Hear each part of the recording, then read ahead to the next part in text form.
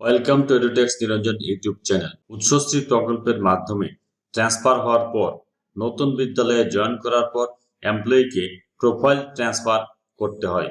এই প্রোফাইল ট্রান্সফারের জন্য নতুন বিদ্যালয় থেকে অর্থাৎ যে বিদ্যালয়ে জয়েন করেছেন সেই বিদ্যালয় থেকে রিকোয়েস্ট সেন্ড করতে হয়। রিকোয়েস্ট সেন্ড করার পর পূর্বের বিদ্যালয় থেকে অ্যাকসেপ্ট করলেই প্রোফাইল ট্রান্সফার হয়ে যাবে।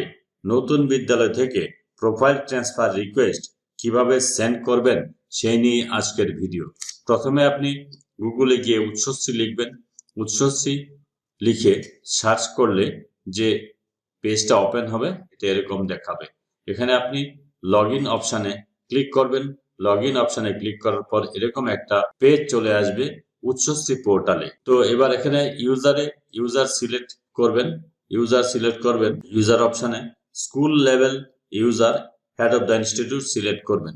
আমি HOI সিলেক্ট করলাম। এখন ইউজার নেমটা আপনি আপনার স্কুলের ইউজার নেম দেবেন, পাসওয়ার্ড দেবেন, দিয়ে এখানে ক্যাপচা কোডটা টাইপ করবেন।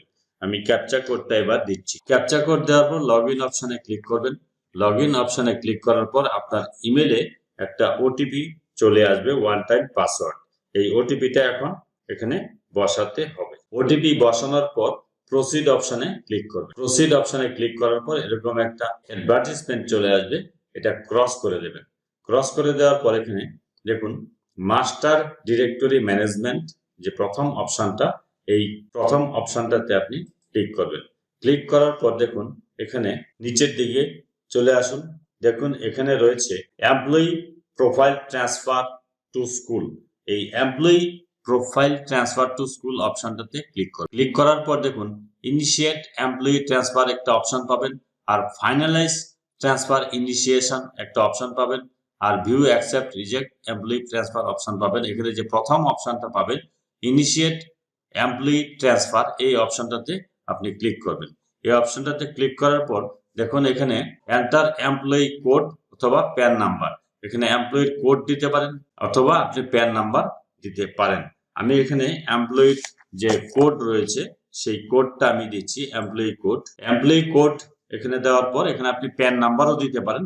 প্রসিড অপশনে ক্লিক করলাম। প্রসিড অপশনে ক্লিক করার পর এখানে দেখুন এমপ্লয়ি নেম দেখুন এখানে দেখাচ্ছে, স্কুল নেম দেখাচ্ছে, ডাইস কোড ওই স্কুলের দেখাচ্ছে। এটা কিন্তু পূর্বের স্কুলের ডাইস কোডটা দেখাচ্ছে। এবার এখানে ভিউ করতে পারেন অথবা আপনি প্রসিডও করতে পারেন। এখানে যদি আপনি ভিউ অপশনে ক্লিক করেন তাহলে এমপ্লয়ির ডিটেলস এখানে দেখাবে, employee profile details, date of birth, gender, male, voter ID card ইত্যাদি সবকিছু এখানে দেখাবে। এটা আপনি না দেখলেও কোনো অসুবিধা নেই। এখানে আপনি ব্যাক অপশনে ক্লিক করে দেন। আমি প্রোফাইলটা দেখে নিলাম, ব্যাক অপশনে ক্লিক করে দেন। ব্যাক অপশনে ক্লিক করার পর এখানে ভিউ পাশে যে প্রসিড রয়েছে সেই প্রসিড অপশনে আমি ক্লিক করলাম। প্রসিড অপশনে ক্লিক করার পর দেখুন জয়নিং ডেজিগনেশন, এখানে প্লিজ সিলেক্ট অপশন রয়েছে। এখানে আপনি যদি HM হয়ে থাকেন তাহলে HM সিলেক্ট করবেন, অর্থাৎ HM হিসেবে যদি ট্রান্সফার হয়ে থাকে তাহলে HM হবে, অ্যাসিস্ট্যান্ট টিচার হিসেবে যদি হয় তাহলে AT, আর লাইব্রেরিয়ান হলে লাইব্রেরিয়ান, ক্লার্ক হলে ক্লার্ক, গ্রুপ ডি হলে গ্রুপ ডি।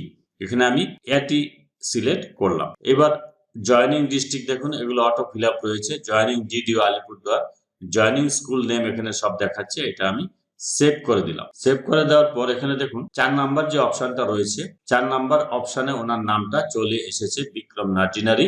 এখানে দেখুন ট্রান্সফার ইনিশিয়েটেড একটা অপশন রয়েছে। এখানে দেখুন রয়েছে ভিউ, তারপর রয়েছে এডিট, তারপর রয়েছে ইনিশিয়েট ট্রান্সফার। এই 3 নাম্বার যে অপশনটা রয়েছে আপনি ভিউ অপশনে ক্লিক করবেন না, এডিট অপশনে ক্লিক করবেন না। 3 নাম্বার যে অপশনটা রয়েছে সেই 3 নাম্বার অপশনটা ইনিশিয়েট ট্রান্সফার, এই ইনিশিয়েট ট্রান্সফার এই অপশনটাতে আমি ক্লিক করলাম। ইনিশিয়েট ট্রান্সফার অপশনে ক্লিক করার পর ট্রান্সফার সাকসেসফুলি ইনিশিয়েটেড দেখুন চলে এসেছে। এখন দেখুন এখানে 4 নম্বরে যে নাম রয়েছে রায়গঞ্জ সাহেব, এখানে স্কুল নেম তো ওনার পূর্বের স্কুলের নামটা এখানে দেখাচ্ছে, তারপর ওনার ISMS পূর্বের স্কুলের ISMS কোড দেখাচ্ছে, এখানে এমপ্লয়ির নাম দেখাচ্ছে, সেন্ড ফর অ্যাপ্রুভাল, অর্থাৎ অ্যাপ্রুভালের জন্য সেন্ড করা হয়েছে। এবার এখানে আর কিছু আপনার করার নেই। এবার পূর্বের স্কুলের যে প্রধান শিক্ষক বা TIC আছে তার লগইন থেকে উৎসশ পোর্টালে উনি লগইন করে এটা যদি অ্যাকসেপ্ট করে দেন তাহলেই কিন্তু এটা প্রোফাইলটা ট্রান্সফার হয়ে যাবে। কিন্তু যদি আপনার কোথাও কোনো ভুল মনে হয়, ভুল আছে কোথাও বলে মনে হয়, তাহলে তাকে মানে পূর্বের স্কুলের টিআইসি বা প্রধান শিক্ষককে বলবেন এটা রিজেক্ট করে দিতে। আবার তাহলে আপনি রিকোয়েস্ট সেন্ড করতে পারবেন। আমি এখানে রিকোয়েস্ট ইনিশিয়েট করে দিলাম, রিকোয়েস্ট সেন্ড করে দিলাম। এবার পূর্বের স্কুল থেকে যখনই এটা অ্যাকসেপ্ট করবে, প্রোফাইলটা কিন্তু ট্রান্সফার হয়ে যাবে। এবার প্রোফাইলটা ট্রান্সফার হয়ে গেলে ওনার যখন অ্যাপ্রুভাল হয়ে যাবে, অ্যাপ্রুভাল হয়ে যাওয়ার পর কি কাজ করতে হবে সেটা আমি পরবর্তী ভিডিওতে আলোচনা করব। যদি আমার এই ভিডিওটি ভালো লাগে, please like, share and subscribe my channel to get notification of the next video. Thanks for watching this.